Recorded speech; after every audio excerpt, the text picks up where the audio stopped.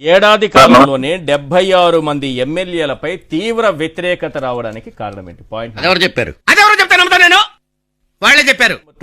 అసలు ప్రభుత్వమే IVRS survey చేయించుకోవడం ఏంటి? మీకు ఈ ఆలోచన ఎలా వచ్చింది? నాకు ఈ ఆలోచన ఎందుకు వచ్చిందని అడిగే బదులు మీకెందుకు రాలేదని సిగ్గుపడండి. ఈ పంచింగ్ పలక్నామాకే పంచా. ఇప్పటికిప్పుడు ఎన్నికలు వస్తే మీరు ఎవరికి ఓటేస్తారని అడగడం ఏంటి? నేను బీటేస్తా వాటేస్తా, మరి నీకేంట్రా?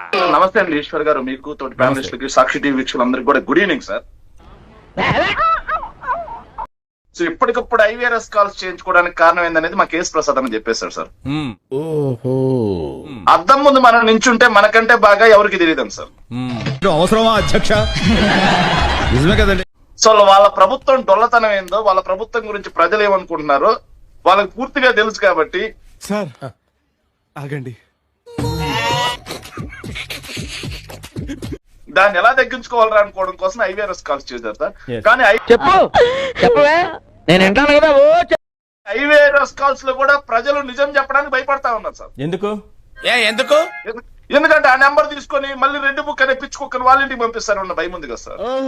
కామెడీ చేస్తున్నావా? ఇదేంటిది అలా కూడా చేస్తున్నారు? ఆ మాత్రం దానికి సర్వే చేయడం ఎందుకు వీళ్ళు? హోప్ఫుల్లెస్ పీపుల్. అసంతృప్తి బయటకు రాకుండా నొక్కేయడానికి IVRS సర్వేనా?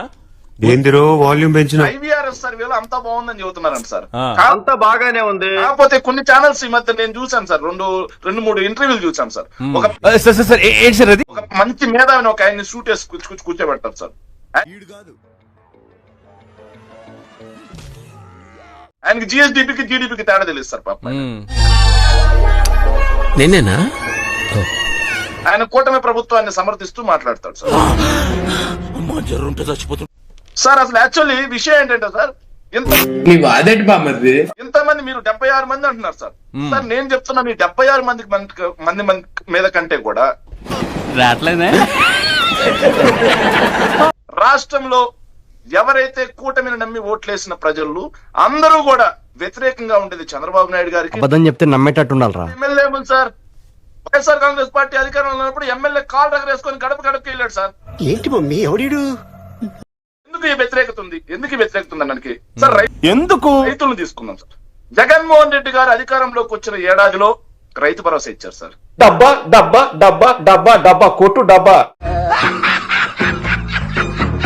ఏడాది లోపులు ఏదైతే రైతు భరోసా ఇవ్వడమే కాకుండా ఉచిత పంటల బీమా, ఈ క్రాపింగ్, సున్నా ఏంటి బాబా ఇంకోసారి సున్నా వడ్డీ పంట రుణాలు, ధరల స్థిరీకరణ నిధి ద్వారా మద్దతు ధర కల్పించారు సార్. సీమరాజా ఎలియాస్ చంద్రకాంత్ చౌదరి ఎటకారాలు వద్దు. ఏం చెప్తారు? అత్తాపూర్ పిల్లర్ నంబర్ 377 దగ్గర గాంజా అమ్ముకునేటోళ్ళగా ఉన్నారు మీరు అందరూ. ఈశ్వర్ గారు, ముందుగా మీకు ప్యానెల్లో ఉన్న అందరికీ అట్లానే సాక్షి టీవీ ప్రేక్షకులందరికీ నమస్కారాలు. నమస్కారం. అడవుల్లో ఉండాల్సినటువంటి మృగాలు ఆంధ్రప్రదేశ్లో తిరుగుతున్నాయా అనిపిస్తా ఉంది. ఎందుకంటే నిజంగా వీళ్ళు అడవుల్లో ఉండడానికి కూడా అర్హత లేదేమో. అలాంటివి నేను ఎదవని అది నిజం సార్. ఒక్కకు కూడా రాలేదు కదా, కనపడుతుంది కదా నువ్వు చెప్పేదేంటి? వ్యక్తులు ఈరోజు ఆంధ్రప్రదేశ్లో తెలుగుదేశం అనేటటువంటి పార్టీలో వాళ్ళు పెంచి పోషిస్తూ నెల నెల జీతాలు ఇస్తూ వాళ్ళ నువ్వు నేను మాట్లాడుకోవాలి అన్న గురించి పార్టీ ఆఫీసులోనే యూట్యూబ్ ఛానల్ రన్ చేస్తూ ఇప్పుడు ఈ సీమరాజా తెలుగుదేశం పార్టీ నెల నెల శాలరీ. మీరు అది పేరు చంద్రకాంత్ చౌదరి. అరే తురే అన్నావంటే తోలు తీసేస్తాను.